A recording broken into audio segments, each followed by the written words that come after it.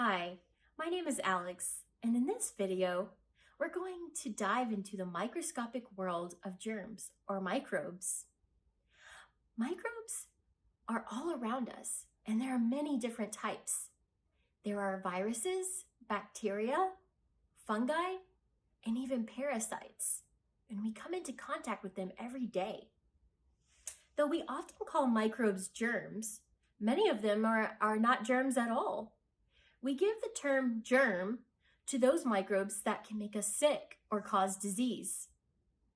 Today, we're talking to one of my friends and scientists, Amanda Menino. She works with me at the Texas Biomedical Research Institute right here in San Antonio, Texas. Thank you for joining us today, Amanda. Can you tell us a little bit about what you do and what exactly are viruses? Hi y'all, my name is Amanda Menino and I'm a scientist and a graduate student. I'm studying to be a virologist. A virologist is just a person that studies viruses. Right now, I'm working in my lab. All of this really cool equipment that you see around me is what I need to study viruses every day.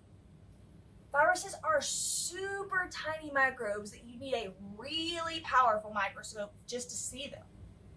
Basically, viruses are bubbles of proteins and fat that have either RNA or DNA inside of them.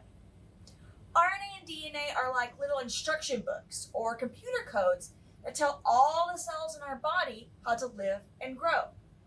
Microbes have RNA and DNA just like us. Viruses are important to everyday life. They infect almost everything that you see around you. You, me, plants, animals, and even some bacteria. We usually think of our immune systems as the things that help fight off germs. But as it turns out, some viruses are responsible for helping our immune systems to work. The viruses got into our bodies and left behind instructions that helped us fight off other diseases. So, not all viruses are bad. Are all viruses alive? And how do they survive? Some scientists are actually still arguing about this right now, but most would say viruses are not alive. We say this because a virus actually needs a host to replicate. Replicate just means making more copies of themselves. Also, they can't move on their own. Some viruses can float in the air or on little bitty particles in the air, but they can't move by themselves and need a host to carry them. A host is any living creature like a plant or an animal or a human that a microbe can infect. When viruses infect any of these living things, we say that is the virus's host. For example, say that someone who is sick coughs without covering their mouth. Ew. They can spread that virus. The virus can then be carried through the air through tiny little droplets. If the virus lands on another person and enters their body, that new person becomes the new host for that virus. So, are all viruses the same? No. In fact, there are lots of different kinds of viruses, and they all have crazy names. Some viruses are really dangerous to humans, and that's why it's important for scientists to study them very carefully. We have different safety rules for different kinds of viruses. We call this biosafety levels, or BSL for short. Each virus is categorized into one of 4 biosafety levels, with 1 being the lowest and 4 being the highest. Each different level requires a special combination of personal protective equipment, also known as PPE. BSL-2 microbes are things like the flu virus and some kinds of parasites. These are things that can make you sick, but they're not usually deadly. Right now, I'm in a BSL-2 laboratory, and to be safe, I have to wear a lab coat and gloves. BSL-3 microbes are those that can be easily spread, especially through the air. Examples of BSL-3 microbes would be things like the SARS-CoV-2 virus, the thing that causes COVID-19, or a bacteria called MTB that causes tuberculosis. In some BSL-3 labs, scientists must wear a special jumpsuit and something called a powered air purifying respirator. We call it a PAPR, like this. BSL-4 microbes are highly dangerous to humans and are really deadly. A good example of a BSL-4 microbe would be the Ebola virus. Scientists must wear a fully contained suit in the laboratory with a special air supply. So we've all heard a lot about the coronavirus, or SARS-CoV-2.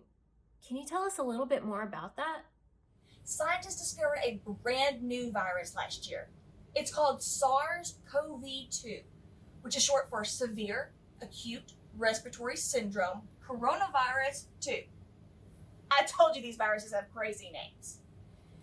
It's called this because of all the little spiky proteins that are on the surface of the virus, and it sort of looks like a crown, which is corona in Latin.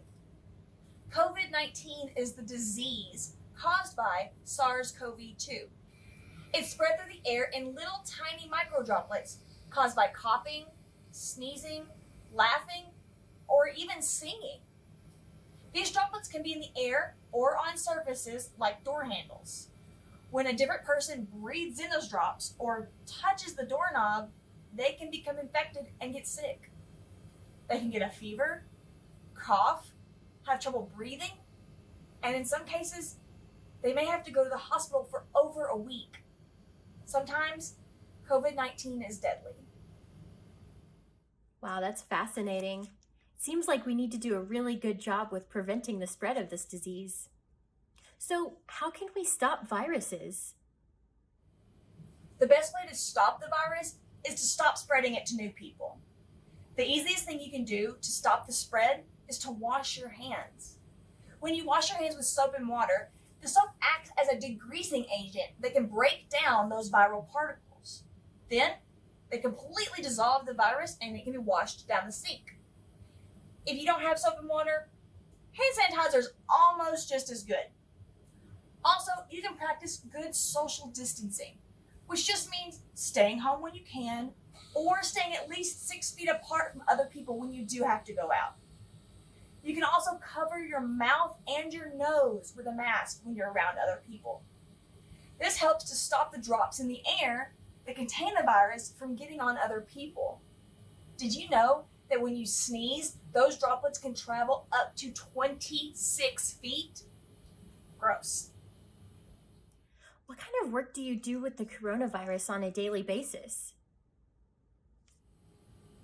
Right now, I spend most of my time working with coronavirus in a BSL-3 lab. We performed experiments with rhesus macaques and baboons, where the monkeys were infected with the new coronavirus, and then we studied what happened to them. We drew blood and also took swabs of their nose and their throat. Now we're doing tests on those samples to see what's happening in their immune system to fight off this virus. We're doing this to help create drugs and a vaccine that can help fight SARS-CoV-2. Aside from COVID-19 research, why is infectious disease research so important to everyone? Microbes cause millions of deaths around the world every year. Thankfully, advancements in nutrition, vaccines, food safety, and sanitation have led to a huge reduction in infectious diseases. However, they can still be a big problem for a lot of people. When a microbe enters the body, some people are able to fight it off with their immune system, while others can't. That's when people develop disease and get sick. It's important that we study infectious diseases because we live in an interconnected world. Since it's easy to travel all over the world now, a new disease can spread to any city on the planet in just a few hours. Sometimes all it takes is one sneeze to spread the microbes throughout the community. When diseases spread all over the world, we call them pandemics. The pan part of pandemic means all. Right now, since SARS-CoV-2 is all over the world, we are living in the COVID-19 pandemic. Science, education, and communication give us a chance to detect infectious diseases early and to take action immediately to slow them down before they can spread too far. Thank you for sharing what you do, Amanda.